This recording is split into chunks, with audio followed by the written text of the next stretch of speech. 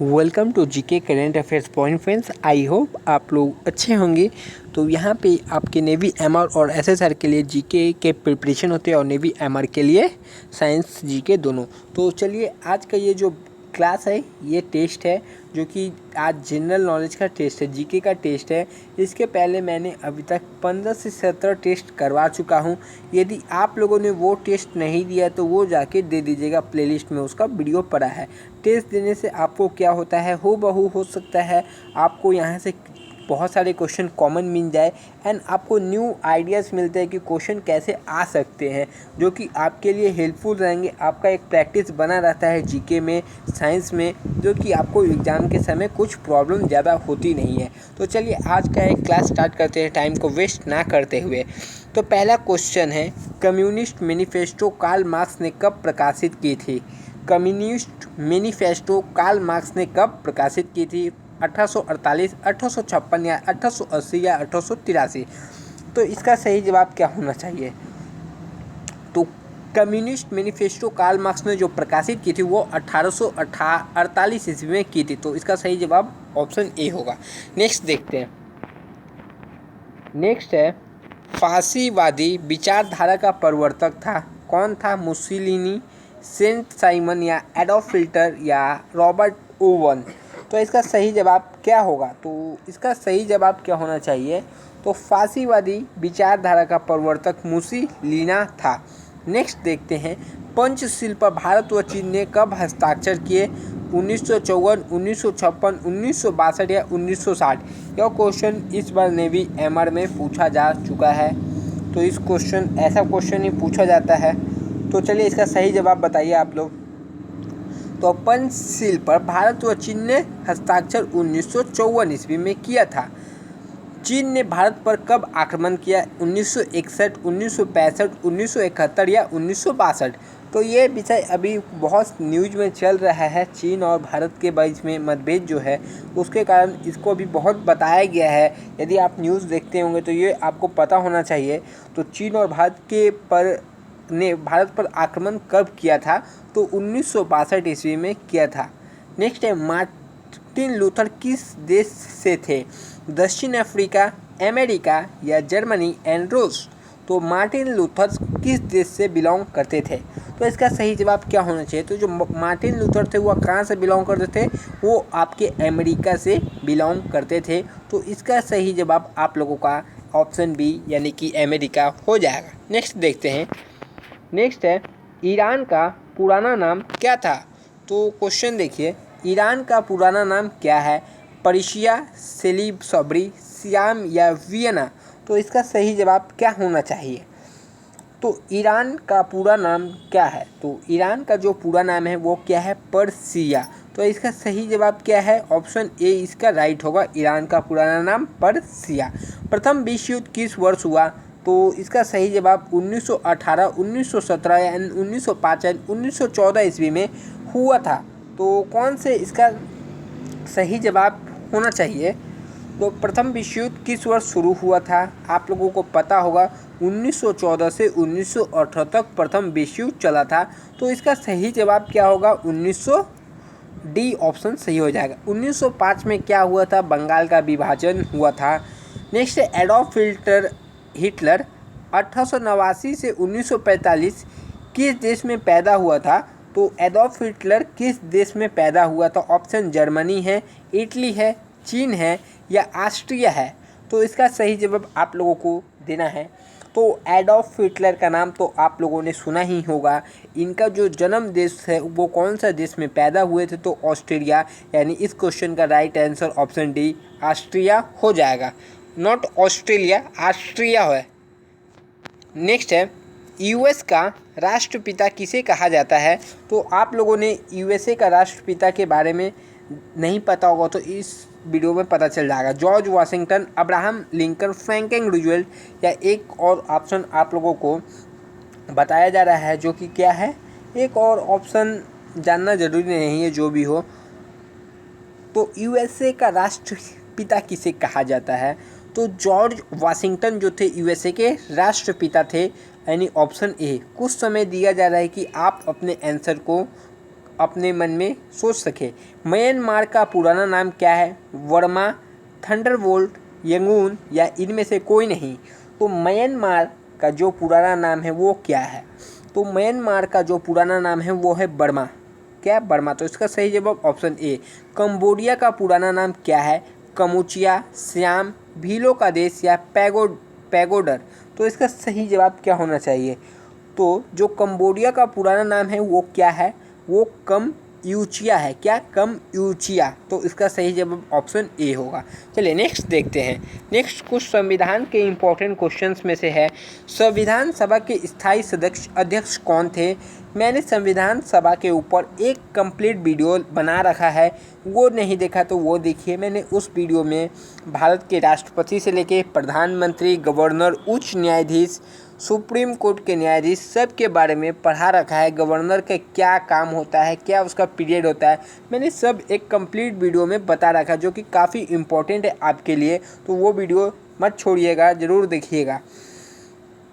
संविधान सभा के स्थायी सदस्य कौन थे? सतीदानंद सिंह, D.M. अम्बेडकर, डॉक्टर राजेंद्र प्रसाद या पंडित जवाहरलाल नेहरू।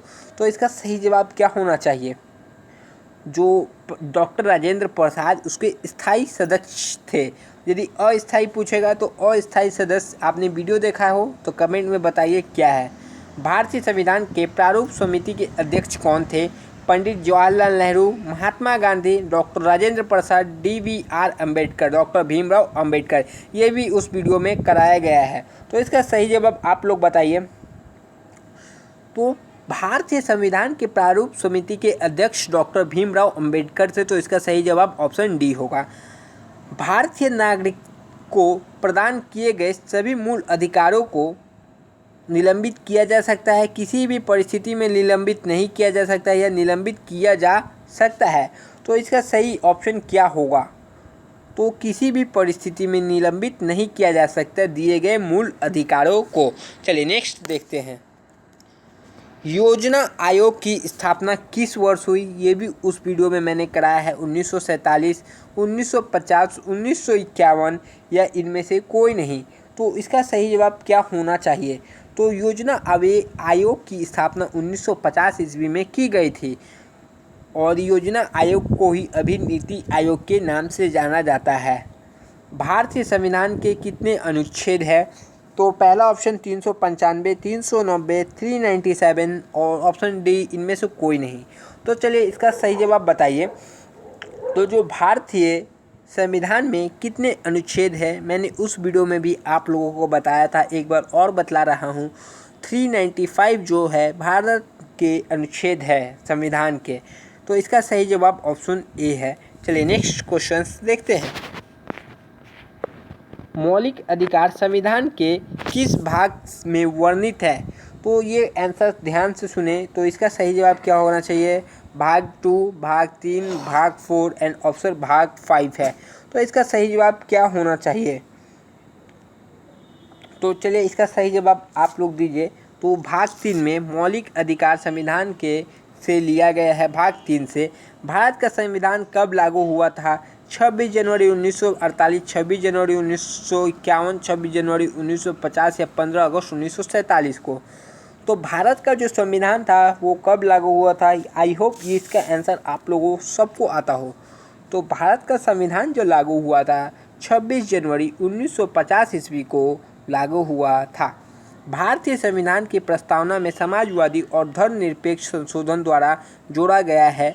कौन से संशोधन द्वारा जोड़ा गया है? चलिए इसका सही ऑप्शन बताइएगा। धर्मनिरपेक्षता, लोकतंत्रता और सब किस संविधान से जोड़ा गया है? संविधान संशोधन से। 36वां 1975 में जो हुआ था, 44वां जो 1978 ईस्वी में हुआ था, या 76वां जो 1994 ईस्वी में हुआ था, और एक ऑप्शन ये है 42वां जो 1976 ईस्वी में हुआ था। तो इसका सही जवाब क्या होना चाहिए? तो चलिए इसका सही जवाब आप लोग बताइए। तो इसका जो सही जवाब होगा वो क्या होगा? 42वां जो 1976 ईस्वी में संशोधन हुए थे। समाजवाद और धर्मनिरपेक्ष लोकतंत्रात्मक शब्द उस संविधान से जोड़े गए थे जो 42वें संशोधन से जोड़े गए हैं। नेक्स्ट है, निम्न में से कौन सी गैर संवैधानिक संस्था है लोक सेवा आयोग, योजना आयोग, चुनाव आयोग या वित्त आयोग। तो गैर संवैधानिक संस्था कौन सी है? तो इसका सही जवाब है योजना आयोग है। निम्नलिखित में से कौन सा लक्षण अपने स्रोतों से गलत सुमेलित है?